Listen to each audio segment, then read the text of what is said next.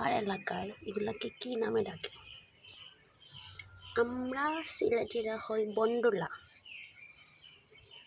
আর একটা নাম হয়, এটা তো আমার মনে হয় না, বন্ডলাটা মনে আছে।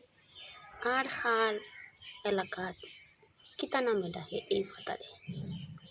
এটা একটা গ্রান ধনিয়া পাতা, যেটা আমরা সিজনাল ধনিয়া পাতা না, এটা 12 মাস হয়।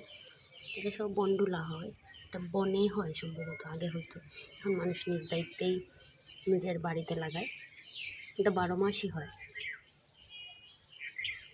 এটা খাড় এলাকায় কিতা হয়, এটা বাজারে অনেক দামে বিক্রি হয়, যদিও সিজন ছাড়া। এখন সিজনের সময় ওই ধনিয়া পাতাটা আছে দেখিয়া এই পাতাটা এখন মানুষ ব্যবহার করে কম।